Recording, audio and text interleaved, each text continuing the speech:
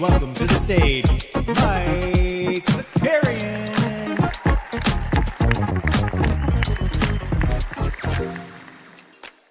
What's going on, everybody? Welcome back to the NBA Bit on a little Monday morning. It's cold again. It's still cold here in the Northeast. We got a fun one today. It's officially trade week, right? Trade week upon us. We saw one happen over the weekend. We've got the Giannis stuff all over the place. It's going to be fun. Weisberg's going to join us here in a second to kind of take us through some of the trade deadline stuff, and then we'll get into some of the stuff from the weekend, like Jared Allen, 40-17, making the thumbnail. That was a lot of fun. But hey, just a heads up for I think like the third or fourth. I guess Friday it wasn't that case. Feels like every time we do a Monday live before lock, it's in the middle of the freaking day. This is going to be our third consecutive one, right? We had MLK Day last week. We had a game moved up because of the weather. That's happening again today, as I believe it's a 3 p.m. Eastern tip for Charlotte Hornets and New Orleans Pelicans. So we'll do live before lock at 2 today, which is a little bit annoying. I think we got an 89 Cavs on Thursday, which is exciting. Other than that, NBA Bit Monday through Friday. Go check out the Substack, which that went out this morning with Anthony Edwards from Anthony Edwards questionable tonight, but also an insane advertisement. But let's get Weisberg going. Like the stream, subscribe to the channel, do all that stuff. Thanks for tuning in this morning, Mike. What's going on, man? Battling through the elements, man. Got a little sick, a little cold, but we're gonna plan through it. Dude, we're sorry for making you get up early, man. I didn't know you weren't feeling well. No, it's trade week. We got to do it. Yeah, we do. It's been MLK was 2 weeks ago. It's been last Mondays. What do you mean? Yeah, I know, right? MLK 2 weeks ago, and then last week we had weather, and this week, right? Am I wiling here? Three straight weeks. Yes, yeah, that's correct. Yeah. All right. So we had a trade over the weekend, which I thought was, it's just like the most Sacramento thing ever. I saw a couple of people who I follow who are in the industry I think they must have ties to Sacramento because they were like defending it a little bit. But Keon Ellis finally should be allowed to play basketball again. I thought this was like a pretty good grab for the Cavs who, for those that don't know, it was Keon Ellis and Dennis Schroeder for our friend DeAndre Hunter, who, DeAndre Hunter was supposed to be like a huge W, right, for Cleveland, the wing stopper. He's slowly seen his minutes just kind of evaporate off the bench there for Cleveland, who were desperate for wing minutes with all the injuries they've been dealing with. And then they get Keon Ellis, who, for whatever reason, Doug Christie couldn't find minutes for. And then Dennis Schroeder, who is now, I think, just one trade shy of leading all player trades in NBA history or something like that. But I don't know. What was your thought process when that Shams notification went down? I mean, first things first, shout out to Dennis Schroeder for nearly hitting the Ish Smith special, Love it. I don't know that he's quite there yet, but he's almost there. I think he's close. at 13 teams. I think Ish is at 15. So he's knocking on the door. Give it another 2 more trade deadlines. I'm sure he'll be traded again. The Kings, man. I don't get it. All right. Let's just look at the cap part of this. So with taking on DeAndre Hunter, they're taking on $25 million this year, and then I think 26 next year. Yeah. Trading Schroeder and Ellis, you're trading about $10 million less. And the other part of the Schroeder deal that I think people talk about that contract, it's not a very good contract, but once you get to year 3, it's only guaranteed $4 million. Right. So you're not now that you've gotten through what is a pretty rough first year, from a contract perspective, he actually would have become somewhat of a valuable trade chip in a way, given that going into next year, he would have more or less been like a $19 million expiring for a team, more or less. Mm-hmm. So I don't understand that part of it. The Keon Ellis part in particular, there were 10 teams interested in him, according to multiple reports. The Celtics were in on him. The Spurs were in on him. Yeah. I don't get it. Why? And they gave up a pick. They were rumored to be looking for a first, and they gave up a second. They took on money, and they gave up a pick for a pretty valuable asset. I don't get it. Yeah, I was paying attention a little bit yesterday. They lost to the Washington Wizards last night. They'd ruled out Sabonis pretty late. And the only thing I can think of is that they are ready to just sell off a couple more pieces. Like, do we see DeRozan get moved? I don't know who's like, making moves to go get DeRozan or Levine who went off or last night or Sabonis. I don't know. I don't know if they have another move in them, but it's just so funny to me that it seems to be like the one piece they had that playoff teams were interested in was somebody that could not get on the floor for this team. I mean, Keon Ellis's minutes have been all over the place all season long, and they'll spin it to be like, well, you can't get him hurt because of his trade value or whatever. I'm like, nah, you were doing this since like game one. Keon wasn't really getting on the floor, You've been doing it since last year. Yeah, so I think like trying to make sense of what Sacramento is doing is probably like a fool's errand. Like whatever, dude. This team sucks. I'm just glad Keon Ellis can actually play basketball again. And I think from the Cleveland side of stuff, I'll be curious to see. I think some Cleveland fans, including our guy Stubbs in the chat, like I wonder. I think there was some concern, like, oh, they've got a lot of guards now, right? So they had Keon Ellis, they had Dennis Schroeder. Garland is coming back from injury, I think within like the next week or so. And I think there was some rumbling, like, are they about to move off of Garland here? As the Cavs are now 8-2 in their last 10. They are just like 2 games. They're right now. They're in the 5 seed in the East. They're only 2 games out of the 2 seed right now. And according to Tankathon too, they've got they're in the bottom third of or I guess top third, however you want to look at it, with the easiest schedules the rest of the way. So I think it's kind of a fun bet if you wanted to do something a little funky in there. Like Cleveland's probably going to finish in the 2 seed. Like if I had to put money on it right now, the fact that they've been able to do this while not maintaining any health. But I think, and we talked about it a little bit, I don't think Garland's going anywhere. I think that's like probably a too big of a swing. But you could just say goodbye to the Lonzo Ball minutes, like whether he's still on the team or not. Lonzo is done playing basketball. He's shooting sub 30% from 3. He's supposed to do like 3 things really well, right? He's supposed to defend. He's supposed to move the ball, and he's supposed to knock down wide open threes. And if you're shooting sub 30%, I mean, that's like, that you can't be having that. Three. What's up? I think over the past month, it's like 22% from 3. Yeah, he's done. Those minutes are done. So I think if anything, that's probably the move around the edge. And like their trade acquisition is going to be just getting 2 of their 4 best players back in Garland and Mobley. Yeah, I would guess Lonzo is going to be gone. They'll salary dump him somewhere. Mike, you and I were talking in DMs over the weekend, and I suggested a fun trade of trading him to Memphis for Ty Jerome. Yeah, get the band back together. Why not? That would be so mean to Memphis that he plays like literally 1 game for them. They finally get a guard back so they don't have to just pull up these like ChatGPT bros to like made up names to come in and play 18 minutes for him. That would be wild if they did that. I mean, look, they would save a little money on the year, say about $1.5 million, which for tax purposes actually would be huge for them. Yeah, the $7 million that they saved, 6.9, I think is the exact number. They saved $40 million in tax on the deal, so they saved money on the tax. They saved money overall on the cap. They're only $13 million off the second apron. Mm-hmm. So if you deal Lonzo in a salary dump straight up, you're only a couple million off getting out of the second apron entirely, which is a pretty big deal. Yeah, and I mean, the only other thing I'd say, Mike, just quickly on the Kings thing, if the Giannis deal does not happen for the Warriors, I could see a DeAndre Hunter for Jonathan Kuminga trade. Okay, I was like, where the fuck are you going with this? Because when you started that of being like, for talking about Giannis, I was like, oh wait, what? Yeah, that would make sense. And salaries match, and the Steinline reported either Wednesday or Thursday that the Warriors had interest in Hunter. So if you put that would make sense. Together, maybe there was a 3-team deal earlier in the week, and maybe they decided to scrap it for the moment. Although I don't know, man. I trust the Warriors. They said they're not going to trade Jonathan Kuminga anymore. So they're not going to trade Jimmy Butler. They're not going to trade Draymond Green. They're not going to trade anybody, but they are going to acquire people. That's what the Warriors. They also said they wouldn't trade Jordan Poole and traded his ass like 3 days later. Yeah. Let's good transition to Giannis here. So there was some weird like betting movement over the weekend that moved Chicago like towards the top of the list for Giannis, and then everybody's like, here's a video of him with his kids at school in Chicago. Like there's been a lot of that happening.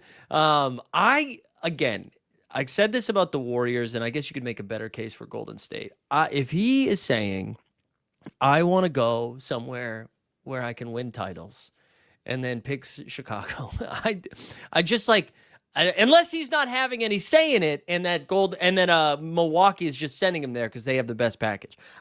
I would be stunned. I would be stunned. But it seems like there's more, like, because I was team they move him in the offseason. It seems like there's more and more buzz that we're going to see Giannis get moved this week. I don't know, man. I feel pretty strongly that he stays. I just think it's organizational malpractice to keep him right now, or to trade him at the deadline. Because the offers you're going to get are going to be in the offseason. And do you think, though, like, because the only pushback to that is knowing that you like potentially have him for 2 playoff runs versus the 1. That's like the and whatever the extension conversations are too. I know that there was like some sort of value for a team to send something juicier now versus later, but the flip side of that, right, is that you have a better understanding of what 2026 picks you're getting if this happens in the off, like once we get to June. Look, I don't love John Horst as a GM. I think he has, yes, he brought them a title. That is on his resume. At the same time, the post-Giannis track record has been abysmal, kind of harsh, but like just kind of meh across the board. I mean, the Dame trade didn't work out. The Drew Holiday trade basically hands the title to the Celtics. You basically stretch Dame as a result. You try to get Miles Turner as the last-ditch effort. That hasn't worked. Name the last draft pick they've made that's made a real impact for them. Yes, they've made moves around the edges, but like, do you trust John Horst to either make a move here at the deadline or in the offseason that you think is a good deal? No, I don't think there's a good deal. I mean, I don't think there's like, I think if the reason I think like they could get a good package from Golden State. I just think the reason I don't think he's going to go to Golden State is because, like, competitively speaking, I don't think they're going to be good. I think to say I want to go win titles and then you go to the Western Conference on a team with an aging star, I'm like, that to me doesn't line up. And I know he's got some roots out there and all that stuff, but like competitively speaking, to me that makes zero sense. But from the Bucks side of things, like if you're just saying, hey, give me all your like mid 2030s picks, hell yeah. Like, yeah. While Giannis and Steph are now like way out of the league, or if they still are in the league, they're not competitive at this point. Those picks make a ton of sense. Like those are like real assets. I think Minnesota, I am most intrigued by the Minnesota buzz. If he goes to a Western Conference team, you have Giannis somehow avoided the Anthony Edwards commercial yesterday that called Wemby just funky. It called Luka fat. It called SGA a foul merchant, right? All from that commercial. Although I guess Giannis was kind of in it, right? Giannis was in it. He was, but his was the least offensive, I think, of all of them. Anyways, I think like that to me, where if you could get, I guess they'd have to sacrifice McDaniels and then maybe a bunch of picks, like that is more enticing to me on both sides. But I don't know. I mean, from the Bucks side of stuff, sure, it's Golden State for their package, and then I think Atlanta, like those are the 2 best spots where you could get the biggest return. I mean, Atlanta makes the most sense given you get your pick back. Yeah, and at least you can. If you get the full trade in that, like they don't limit anything in the Pelicans pick, right? Maybe you definitely secure like 2 of the top 3 picks in the draft. Yeah, like that would be critical for them long term. If you can get like Debanza and Peterson or Debanza and Boozer, suddenly you put a rocket ship on your rebuild on top of other draft picks. That would make a ton of sense. I don't think Atlanta is going to include Jalen Johnson. It would probably be like a KP-led trade, I would guess. Mm-hmm. No, it's definitely not going to be Jalen Johnson. By the way, on the Golden State front, the one little bit of good PR Milwaukee can do, they're going to bring Brandon Podziemski home, baby. Bring B-Pods back to Milwaukee. I'm all set. Yeah, B-Pods, Kuminga, and so quick note on the Golden State front. I'm seeing more rumors locally that they are not looking to put Jimmy in the deal, which means they would be putting Draymond in the deal. Mm-hmm. So it would be Draymond, Kuminga, B-Pods, and probably Healed. So, like, you could also expand it to see if you could try to add Miles Turner to the deal if you really wanted to. Would a Miles Turner add make it anything better for you? Give the Warriors a real center? Yeah, no. So what? So they get knocked out in the first round? Like, what is that doing? What is that doing? Like, who are you taking that team ahead of this season? Because that's a this season move, right? Yeah, I mean, you can at least keep Giannis and Turner are going to be like long-term pieces for you in theory. Taking them ahead of OKC? I would guess first round and out. I don't think they make the second round. They'd be lucky to get to the second round in the West. Yeah, like I like you look at the top four. I mean, maybe you could say playoff pedigree. They get past San Antonio if that's who they matched up in the first round. Sure. If Houston's offensive woes seem to be a problem, that could be an issue in the first round. OKC and Denver, I'm taking over them. Minnesota, I'm still probably taking over them. Yeah, I don't know. I wouldn't do it. I wouldn't. I mean, the question to me with the Warriors is how far out of the play-in can they get? Yeah. And they're 3 games out from the 4 seed right now. Or sorry, 4.5 games out. So it's like possible, but difficult. Yeah. Like they also have the Clippers 3 games back. Like I think it's more likely the Clippers catch them than it is they get out of the play-in. Yeah. And look, I'll say this: the broader thing on the Giannis conversation is he has not pushed for it in the way that you would traditionally see superstars push for a trade.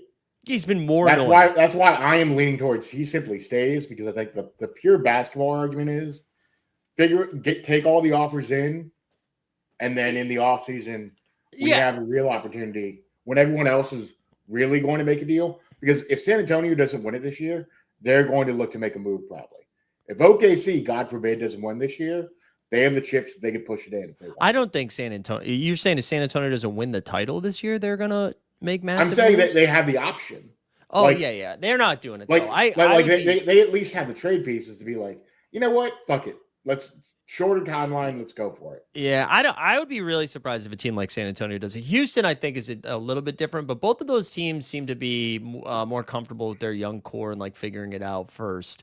But at least it's at least more teams that could get involved in an arms race. Back to your Giannis point. I find Giannis like maybe he hasn't directly asked for a trade, but he also threw like all of his teammates under the bus after a game, and to me that is basically asking for a trade. Like I can't. And to his credit, I mean that Bucks team sucks. I wouldn't want to be on that team either. But I mean, like I don't know how you suit back up with if you're like Miles Turner, Ryan Rollins, Bobby Portis. I mean Kuzma, whatever, you can fuck himself. I don't know how you'd be excited to play with Giannis. That team again. looked so bad yesterday. Yeah. Oh well, they did, except for the first like 5 minutes of the game where they looked like they went on a 12-0 run and then scored 65 points the remainder of the game. Yeah. I mean they have no offense. They've got no. They're like, man, I hope Bobby goes for 30 tonight. Like they've got no offense. Let's instead of talking about that game, because I don't think anybody but you and I care about that game. That's what about Miami? Like I know Stan texted me this morning and said, hey man, just popped a couple Blue Chew. Can't wait to talk about Giannis potentially coming to Miami. Do you think like Miami's really on the table, or is this another Danny Ainge-esque Pat Riley type thing where they're like, oh, we're so close to getting them, and then they don't actually do it? I mean, do you think the Bucks really want a Tyler Hero-led trade package? No. But what kind of picks? It's not that much better than Draymond Green, to be fair, and picks. You know, I do think people are positioning both of those deals as like quote unquote good deals for the Bucks, and I just don't think either of them are good deals. Like functionally speaking, like maybe the Warriors draft picks 3 years down the line are good, but do you think the Heat draft picks are going to be good picks? Yeah, I don't think so. If you get Giannis. Now, look, they're probably going to be a 6th seed anyway, given Giannis's injury luck. Like, I'm not sure how much better he would be in Miami, but, you know.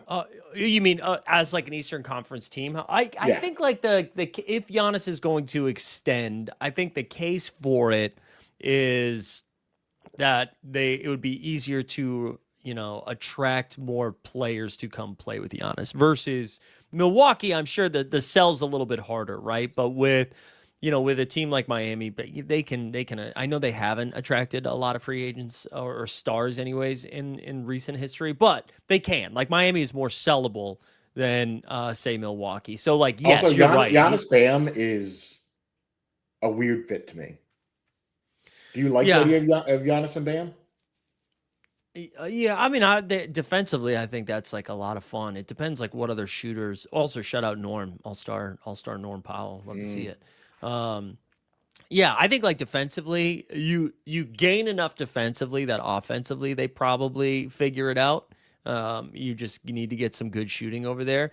And Stan says, why would they want Ware, 6th man of the year, Kasparis, and picks casual? Okay, so Stan's so upset already. Like I love Ware, but you and I like we took Ware a ton in the offseason for our best ball drafts, but like Spo doesn't play him. And it leads you to like think that there is a problem there. The kid is super talented. I like it's a little bit of a Jonathan Kuminga situation where you're just like you see the talent and you don't understand why the coach isn't playing him. Mm-hmm. So I don't really get that. Kasparis has been fine. I don't know that like 6th man of the year may seem a bit of a stretch to me, personally. Yeah. He's not saying this year. You just mean at some point 6th man of the year, Kasparis? Is that what you're saying? I guess that's what Stan is saying in chat. I don't know. Certainly not this year, buddy. I'll tell you that right now. Yeah, I don't really know. I mean, none of the spots seem super intriguing. What do you think that Chicago movement was? I mean, I was just pulling it up on Spotrac now. Like, the deal would have to be what? Vooch, Patrick Williams, I guess, or maybe you do like a Kobe White led trade if you want like a good young player. Yeah. So maybe you do Vooch, Kobe, and like a Io trade. Like I don't know, man. Along with a ton of picks, like it gets a little messy to me.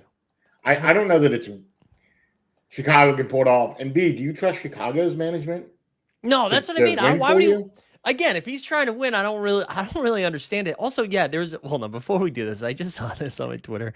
I thought it was fake. Scott Perry, the GM of the Sacramento Kings, is that right? Yeah. Okay. He tweeted out this morning there are only 2 options in regards to commitment. You are either in or you're out. There is no such thing as life in between. Monday motivation. I just love, yeah, and we are in on DeAndre Hunter and we are out on Keon Ellis. I just love it. By the way, did you see what Keon Ellis did on Instagram over the weekend? I did. Yeah. I did. That was great. Just like a great meme or GIF reply to the trade or whatever, like thanking him. It was just great stuff. Regulator, yes, former Knicks GM. Yeah. I saw Regulator was saying Blazers, and I was seeing some buzz about that. Which like Blazers have a ton of like talent and picks and assets of it, like young talent. I mean, like you could still. I don't think Sharp would. I mean, Sharp might be on the table. Like Scoot Henderson, who just was cleared for contact. Like maybe you want to take a flyer on somebody like him. But the whole idea was they were like, oh, reuniting Giannis and Drew.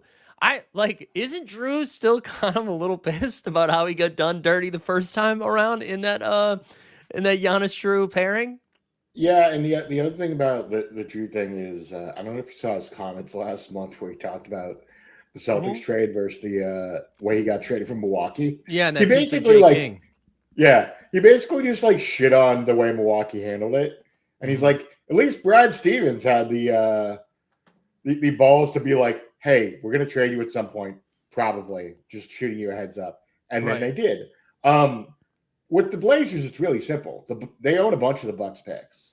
So, like, it's a little similar to what the Nets did, where they got their picks back when they traded. I think, was that the Harden trade where they got their picks back?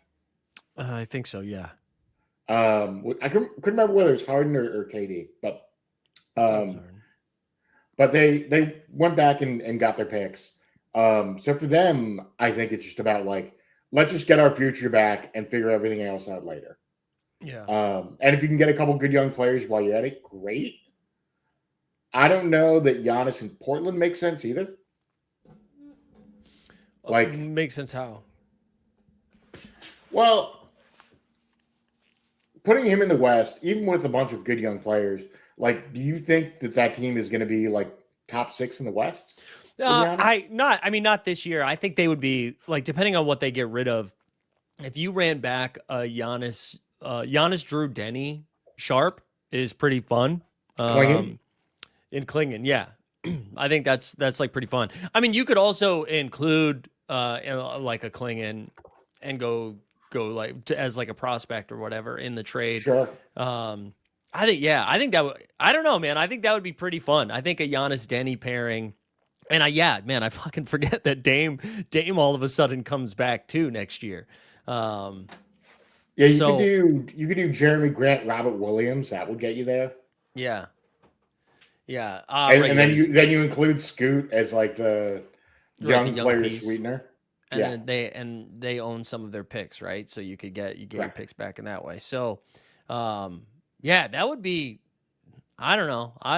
That to me, there at least is a path forward, not just for like next season, but like the next 4 or 5 seasons, you could be competitive, right? Because you're not that. My biggest concern with the Golden State stuff is it's like you need Steph to still be Steph at age 39 and 40, which is a lot to ask, you know. So I don't know. Thunder. The one upside at least of going to the Warriors, I will say, is their training staff is really great. Rick Celebrini, who runs their training staff, is like pretty well known around the league for being like kind of a magician. So maybe he can help Giannis with the calf stuff, which has been a lingering concern for him. So maybe it's a long-term idea, like could be a long-term health thing. That would, to me, is insane. If he's like, we can't find anybody else in the fucking world to work on my calf, so I guess I have to go to Golden State. All I'm saying is like, if he was like, oh, I want to be closer to my wife's family. Yeah. I like playing with Steph. We have a relationship. They share the same agency, Octagon. I'm just like, listen, he might go to Golden State. I'm not saying he won't go to Golden State. I'm saying I will lose. If you are telling me your whole idea of where you want to go next is you want to compete for titles, and then you pick the sunsetting team of the Golden State Warriors, I think you're an idiot. Now, if Golden State provides the best package and Milwaukee's like, sorry, Giannis, this is the best return we can get, go ahead. That's a different story. But if Giannis is like, I don't want to be in Milwaukee anymore. I want to go win titles. So let me go to the play-in perennial Golden State Warriors. Like, to me, that doesn't make sense. It doesn't make sense. And I know Thunder Hour was saying, no, that's not one. I have a hard time believing Giannis goes to a team lower than a current 6 seed. I don't know where he would force himself he can force himself to a team that's a top 6 team. And like, especially because San Antonio, OKC, Houston, those top 6 teams with the assets to make it work. Houston, they've already kind of said they're not going to do it. Minnesota, I guess, is the only one. Like, I don't think the Raptors are putting Scotty on the table, which they'd have to do to make that work. Knicks don't have enough anymore. Detroit, I guess. Quick note. I don't know if you saw this pre-show. This just came out on Get Up this morning. Windhorst said the Knicks are formally taking themselves out of trade talks. Yeah. I mean, they quote, like their team too much. Well, sure. They also don't have moves. Correct. That's like saying, hey, I'm not going to shoot my gun anymore when you have no bullets. Like, yeah, no kidding, man. Like, what was the move here? Especially because all you've done is kind of now you haven't tanked Cat's trade value, but I don't think anybody's lining up being like, man, we need to go get Cat. Cat and Bridges, baby, let's go. Yeah, like, you know what? And they need those guys. So like the Knicks aren't an option. I don't think the Pistons are really an option. Obviously, the Celtics, if they did it, it would have to be Tatum for Giannis, and I don't think they're going to do that. Or JB for Giannis. What'd you say? Or you do. In the offseason, you do a JB for Giannis. Yeah, I hope they don't. I think either way, it's pretty dumb. But yeah, like it would have to be something like that. And so I don't think the top or the other dark horse one could be Philly, where Philly's like, hey, here's Paul George, here's VJ Edgecombe, give us Giannis Antetokounmpo. Well, quickly, we're not going to talk about it too long. Thoughts on the Paul George suspension over the weekend? Yeah. I mean, like, it sounds like it's closer to a Bobby Portis thing than a serious thing, right? Where it was like mixed up medications. I think it seems like they knew this was coming before it was announced based on how quickly Paul George had like a full statement ready to go. Um, my biggest takeaway is shout out the NBA for weighing in on this before having any sort of statement on what Steve Ballmer's doing, on what the Grizzlies, the War Criminals doing. What's the third one that I missed here? There's you missed them responding to anything having to do with Minnesota and ice. Oh yeah, Just a yeah, thought. anything like that. There was another one though. There was another one that because I listed three of them when I did it. Yeah, and speaking of the Philadelphia 76ers, thank you for letting us know Paul George mixed his medications. Any thoughts on the owner fucking kids? You know, being all over the Epstein files? Want to weigh in on that, Adam Silver? You know? Like, hey, but thank you for letting us know that, Paul George's mental health, that he's taken that seriously and mixed up the Mets. But thank you. Yes. Thank you. God forbid Paul George takes some Xanax. Yeah. I saw people making jokes. Sorry, go ahead. Quickly, I saw people making jokes calling him prescription pee. Yeah, pretty clever. Come on. It's weird because I want them to tell me what the meds were just so we can be like, see, dude, he's just taking care of himself. Like, right? But also I don't want them to do that because we shouldn't just. Also, God forbid you go to a therapist and take some medication. That's what I'm saying. Like, part of me wants to be like, just tell us what it is, but I'm glad they don't, because then all of a sudden now we know what everybody's taking. But seriously, Josh Harris was so deep into the Epstein files that it's now come up in both releases. It's more Josh Harris stuff. Like, every time they do a file dump, it's like, holy shit, here's more Josh Harris. So feel free, Adam. Feel free, Adam, to do something different. Yeah, Power Duster saying the other thing too about Paul George is the tax implications, which is crazy that some of the fans were like, well, at least it gets us out of the tax. And that Paul George losing $12 million on that is kind of crazy too. But I don't know. I kind of like, again, if there wasn't all of this other serious stuff going on, maybe I'd have a different take. It is just kind of it's just kind of silly that it's like this is what we're focused. We can't weigh in on anything else, but here we go. Oh, you actually forgot one other thing. They're taking Saudi Arabian money to fund the whole new European League too, which breaks all of their bylaws that they're currently doing in the NBA. Just throwing that out there. Everybody, they're just getting in on it. Everybody's taking some Saudi Arabian money. And actually, that brings us to our first ad read of today. Do you need oil? Yeah. I don't know, man. I don't know, but yeah, we'll see. But anyways, yeah, Philly I think would be like a dark horse spot. But I'm more with you than I am with a move happening that I think it happens in the offseason. But and I can't tell if they're just doing this so we all pay attention to everything. But it does seem like I would say I was like 80-20. He's not getting moved before the deadline, and now it feels more like 60-40. I just don't see it happening. We'll see. I've been proven wrong tons of times in the past. I'll be proven wrong plenty of times in the present. I'll be proven wrong plenty of times in the future. Like, it's going to happen. But I just don't see him getting traded necessarily at the deadline. You have any other, like, big picture deals that you see happening here at the deadline if Giannis doesn't get moved? It sounds like it sounds like they're almost using this as an excuse where no one's going to make a move until the Giannis stuff gets worked out, and then we're going to get to the deadline. The Giannis thing doesn't happen, and then nothing happens, right? I think if we the Detroit Pistons are the team that I want to pay the most attention to. I feel like whether it's a move around the edges or like a big swing, I think they could do something. So again, it's not a specific piece that I'm waiting on. I just think like Detroit's going to be pretty active. I'm curious to see if Toronto does anything like of those two teams. I'm just looking at the East right now. I think the Cavs already made their like real move. I don't think the Celtics end up doing anything. I don't think Philly ends up doing anything. And then I don't think Miami will do anything if it's not Giannis, because it would be silly for them to make any sort of move knowing Giannis is still on the table in the offseason. So that's kind of where I am on like the Eastern Conference teams. And then we can do the West. I don't know if you have a differing opinion on those. I wonder if there is a deal on Simons for the Celtics. I know he's played fantastic, and look, That game yesterday where he dropped 27 awesome. was a great showcase for what his skill set is.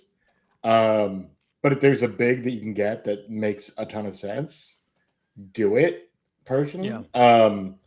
Otherwise, I think the Knicks are going to make some moves around the edges to fill in the depth a little bit. I think Cleveland definitely is going to do a Alonzo deal. Yeah. I don't think there's anything else really for them to do. Kind of looking over the rest of the East right now in the standings. Yeah, and like outside of like peripheral moves of just financial stuff, because to me, if if the Celtics move off of Simons, they're not really trying to win this year. Not that Simons is that integral. I just don't think for Simons you're going to get a big that all of a sudden is a difference maker. But I could see them moving him because they're like, hey, we can get under the tax, maybe get like a couple second rounders or something, knowing they're not going to pay Simons next year. Because I actually think the role Simons has played this year is going to make him more money than the role that he was doing in Portland. Because they're showing like he's not a sieve on defense. He's not a defender, but he's not like getting cooked in the way that he was in Portland. And he's still able to show that, like, whether he's a starter or coming off the bench can be productive. So, yeah, so I don't know. What about a Toronto Sabonis move? I know that's been rumored in different places. Yeah, I mean, like, if you don't want to win, I think, just go clear out because we've seen Sabonis clearly as like, why? I mean, I know they're desperate for a big, and they're like, what if we can't have one Eastern European? Let's go get another one since Jakob Poeltl can't stay healthy.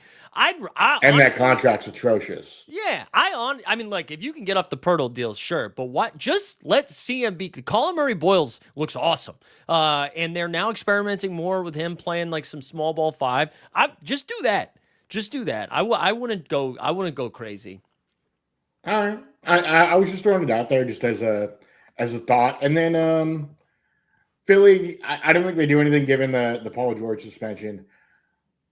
I wonder if Orlando is going to make a move. What do they have to move?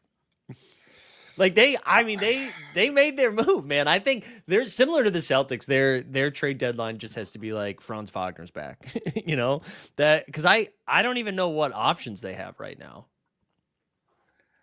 I mean, maybe you get off one of your bigs, maybe get off Goga or Jonathan Isaac, and kind of go from there. Yeah, but who's like oh, finally somebody that won't kneel like author Jonathan Isaac, like yeah, let's go. Fox News correspondent. Yeah, this is probably the real trade deadline move. Yeah, listen, Mosley, I was a fan. This has run its course. Course. See you later. Yeah, I don't think we're gonna see a lot on the East actually. Like I think the team that would be really fun. I saw a regulator put it in the chat about Colin Sexton. Just man, like quickly on the Raptors. I watched that Spurs. They're now a game and a half out of the 10 seed here. That game again, and they play the Pelicans early today. That game against the Spurs was awesome this weekend, and they were at home. Those jerseys suck. The courts suck. But it was a really fun performance from them. Brandon Miller is just getting better and better and better. Yeah, speaking of that early game, I just saw Underdog canceled the early slate because they didn't realize the first game was at 3 p.m. And so they canceled it which on it like sucks because I'd rather play a 4-game slate, but I also get it. But it's crazy that they canceled it. But anyways, yeah, like Charlotte, they have Sexton they could move off of. I know Miles Bridges has been rumored to a bunch of different teams. Honestly, I hope that happens because it'd be just more fun to root for them if Miles Bridges wasn't on the team. And they don't need him anymore. Like they really don't. No. Charlotte's fun, man, and I hope they catch right. So they already caught Milwaukee. They're a game and a half behind Atlanta, 2 games behind Chicago. And both of those teams seem to probably just play 500 ball the rest of the way. But Charlotte's hot. Look, man, Tom Knippel is that dude. Like yeah, he's great. I genuinely think he's their franchise guy long term. Mm-hmm. More than Miller in some ways.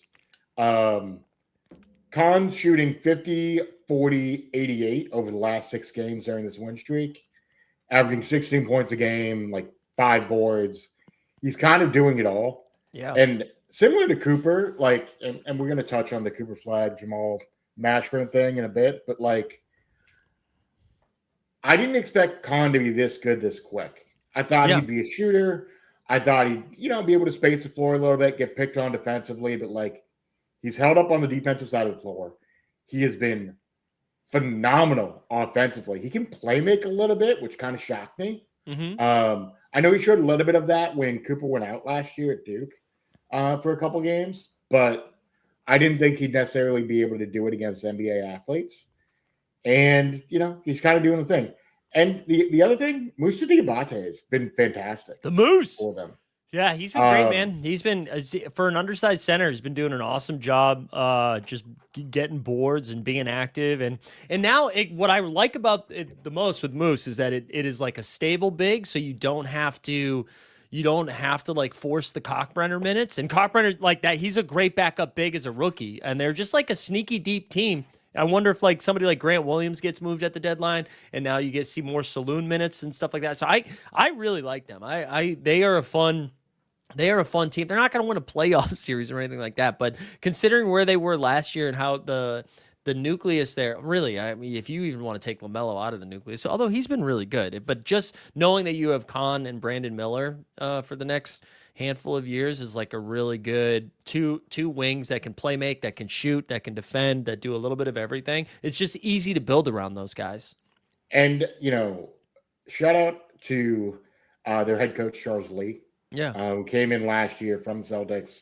Previously was actually, ironically, with the Bucks. And he's kind of been a culture setter for them. This is a Hornets organization that, frankly, over the last 2 decades, really under the Jordan ownership, struggled to win. And they got new ownership in right away, replaced the GM, replaced the head coach. And now they have like a real future ahead of them. A part of me wishes that they tank a little bit this year, stay in the lottery, and see if they can get a top 3 or 5 pick in this draft. Yeah. Just so you can add a piece to this young core. But if you want to go for a playoff spot, I get it. I totally understand.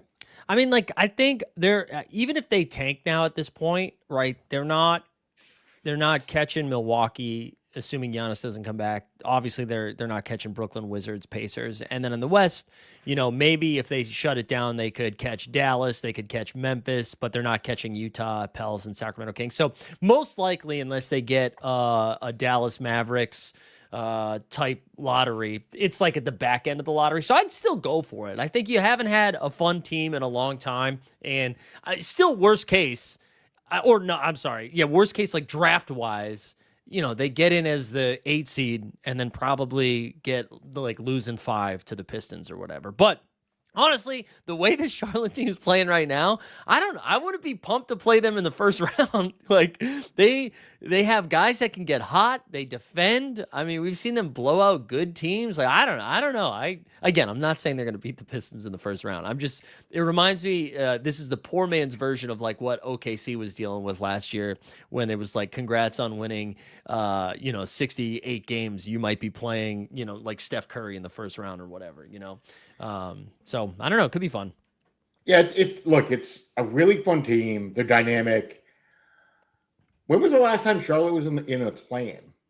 Regulators in chat. He might be able to tell us. LaMelo's been in the postseason before for play-ins, I think. I think early in his career, I think he did it. Right? I think I'm not making that up. No, they definitely they had a play-in with Kemba appearance against the Celtics a couple years ago. Yeah, maybe like 2020. The year the Celtics were terrible. I remember they played Charlotte, I want to say. Yeah. I can't. We're both looking stuff right now, actually, but it's fine. No Melo. It's a good podcast. Okay. All right. That's it. Anyways, well, you looked that up. But on the Western Conference, just to move over there. 2015-16. Wow, it's been a minute. There we go. In 2022 in the play-in. When looking at the Western Conference for potential trades, I'm really like, I don't know, OKC Presti came out and said they'd be in the market for a center upgrade. I don't see them like making a big splash though. I don't think San Antonio's making a big move. Denver doesn't have a ton of flexibility. They just need to get healthy. I think Houston and Minnesota to me, are the two teams that could make a move that matters. Like, of course, if Golden State gets Giannis, cool. But the Lakers, I don't think there's a move the Lakers can make that all of a sudden makes them enticing. Phoenix, I think, likes the squad they have. If anything, they just move Nick Richards off. And the Clippers aren't going to make a big move. So to me, it's like Houston and Minnesota have enough like juice to make a move and also like affect their odds a little bit. Do you see, also shout out Boston base right there. Do you see either of those, guys making a run? You mean a trade deadline run, or just, like a trade run? Yeah. Unlikely. I mean, the Houston stuff. KD's out today, which whatever. He has a minor sprained ankle, is my understanding. He's been playing insane minutes too. They needed to give him a night off. Yeah. So he's fine long term, but yeah, look, Houston if they want to make a move. I think the move to make would be maybe to trade Tari. He is a restricted free agent.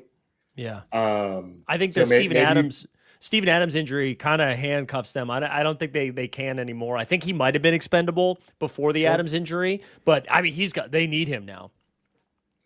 It's tough. Otherwise, like if Minnesota wants to make a move for backup point guard, I can see that happening. That's certainly been discussed.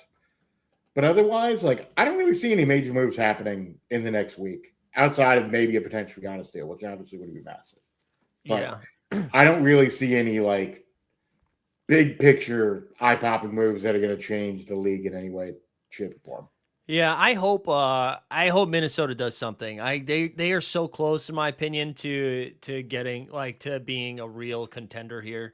That they need a guard though. You're asking. What do you think about Jose Alvarado for them? Yeah, sure. Anybody, man, anybody that you can just because they right now like Conley being your backup, they just don't have a point guard. It's either Dante or it's Ant handling the ball, and like the Dillingham thing just didn't work out, and Conley's just too old right now.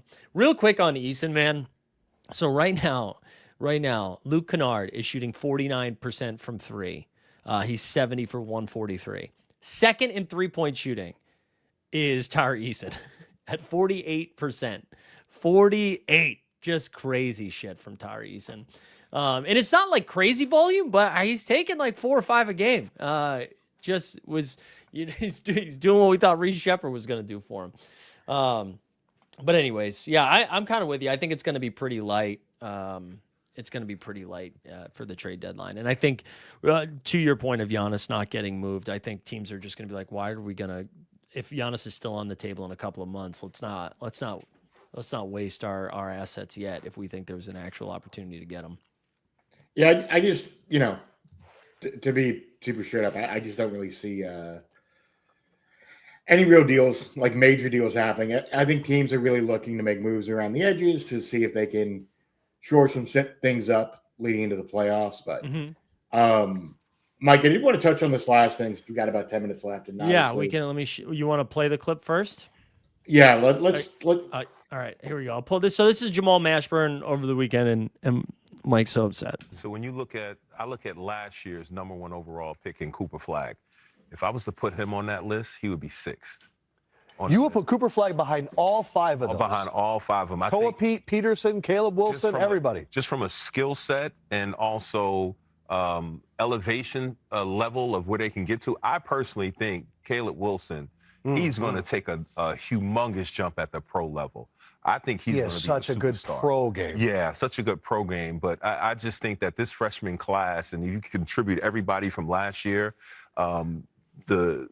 those guys will still be at the top of the list. Mash. I thought Cooper Flagg had some holes in his game. All right, Mash. But one of the things you have the advantage of is you're looking at Cooper Flagg right now and how he's come on in the NBA, and yet you're still. He just had 49 points. Do you see Caleb Wilson having 40-something points in the NBA next year? One thing I will say about the years down the road. One thing I will say, I see Darren Peterson having 40 at some point in his rookie year, AJ having 40. But over the long term, Caleb Wilson, in my opinion, is a piece that could be built around for a champion. Go ahead. Look, man. Okay. All right. If you wanted to make a take before the season, and look, I said before the year, I thought Boozer, I think Kalen Boozer had a real shot of long-term maybe being better than Cooper Flag. Defensible position, given Boozer is one of the most decorated high school players ever, won EYBL every year that he was playing in high school. Totally defensible if you wanted to say that before the year. If you wanted to say Darren Peterson, better than Cooper Flag before the year, I could hear it. I understood the arguments. Hell, if you want to say AJ Dibansa before the year, you could have said, all right, I think he might be better. Given that we're like, whatever, 40, 50 games in, you've seen where Cooper Flag is, what the fuck are you talking about, Jamal Mashburn? Like, I didn't think Flag's offensive game was going to be this good. Like, I knew the defense would translate. I didn't think the offense would get this good this quick. He scored the most points a teenager's ever scored in NBA history. 83 points over. Yeah, and then he followed it up with like a 30-10 game. Like he keeps putting up monster numbers in close losses. It is unbelievable to say at this stage, with all of the information that you have, to make that point. Look, that man brought Koa Pete into the conversation. And I like Koa Pete, great prospect, really, really good pro prospect. I think he'll be fun on the NBA level. To say that he is a better NBA prospect / player over the long term than Cooper Flag, I need whatever drugs Jamal Mashburn is on. I need all of it. I had no context necessary. Listen, to me, that was just to get a bunch of people watching that show. Watching CBS? Yeah, like, because you know what? You could even make the case, too, that this is where you lost me when he was like, I'm pretty sure these other two rookies are also going to score 40 in their or these other two draft picks are going to score 40 in their rookie season. That's so many points for a rookie to score, especially like, you know, where you end up matters too. And sure, part of like Cooper's offensive explosion has to do with the fact that the Mavericks don't have any healthy bodies, right? Like Anthony Davis isn't playing. Kyrie Irving's not playing. Clay is aging quickly. PJ Washington is only allowed to play one half at a time before leaving a game injured, right? So like Cooper has to do so much more. You could make arguments that you're like upside as just like a straight up offensive player. You want to take one of these guys over Cooper, sure. But the whole idea about Flag was like, hey, man, he might not score 30 a game, but he is going to be on teams that win games because he does a little bit of everything. He's an elite defender. He can play make when you need. He shoots well enough. Like he can do everything, right? And you could put him into any situation, which he's proven this year. So it was just fucking 6 other guys is nuts. Like, you know what's funny is, so Kevin O'Connor got killed earlier this year for having a similar take. Mm-hmm. And he was like, that's what, and to be fair to KOC, and I you know, whatever, he basically said that was what one GM told him. Yeah. Look, Caleb Wilson's a really, really good pro prospect. I think Caleb's going to be fantastic. I don't see him dropping a 40-point game next year. Possible. No, but also rookies don't do that. Like it's not a thing that happens all the time. And one other thing, actually, this part pissed me off. Saying he has holes in his game. What hole does Cooper Flag have in his game right now? He's already a really good NBA defender. He's not an elite NBA defender, but he is really fucking good at 19. Need that 3 at 19. Let's get that 3-point percentage up a little bit. That's his hole. Sure. But no, like, it's nuts. That's nuts. And again, you want to be like, I think so-and-so has a better NBA, when it's all said and done, have a better NBA career. Sure. This is what the business is. 6 guys is crazy. Koa Pete, man. Koa Pete. Come on. The KOC stuff was pretty funny over last week, too, about the Dylan Harper Knipple conversation, too, where all the Dylan Harper stands got big mad about his I think the real issue is he called Khan a top 50 player already in the NBA, which I don't know, man. If he's not 50, maybe 50 seems pretty high, but for like the small sample size. But we always have to like peg these guys against each other where I'm like, Dylan Harper's still pretty nice, man. Like Harper in that game. Oh yeah. Well, that was funny too. I did not crack a beer. I cracked a Red Bull. Like I don't think that caffeine. I try to get it away from the mic. Yeah, I just think I think that draft class is just going to be special. Like, I think Dylan Harper is going to be awesome. Con Knipple is like already awesome. Cooper Flag is already awesome. It's just a fun draft class right now. Yeah, look, here's what I'll tell you. Like, both last year's draft and this year's upcoming draft are going to be awesome. And they already have been. Like, this is part of the reason why you're getting such a late prospects in these two drafts. Mm-hmm. Excuse me. Whoa. Is we're getting a lot of the kids who are coming out of COVID, and we're getting kids who are having normal development processes. Right. So, like, this is the first set of, two straight classes that have had NIL money and have had normal development, relatively speaking. So you're going to just have way better classes than we did in 2020, 2021, 2022. So, it is what it is. Yeah. All right, Mike, we're going to call it there. We get a busy week this week. NBA bid will be Monday through Friday. We'll do like a trade deadline thing too. I think I plugged this on Friday. I forgot to do it today. I'll be on the Athletics trade deadline show on Thursday. I think it's either 10 a.m. or I think it's 11 a.m. actually. You're jumping on the they're doing an all-day thing, right? Yeah, they're doing an all-day thing, and I think I'm 10:10 at 10:10. Although I think that's Central Time, so I think it's 11:10.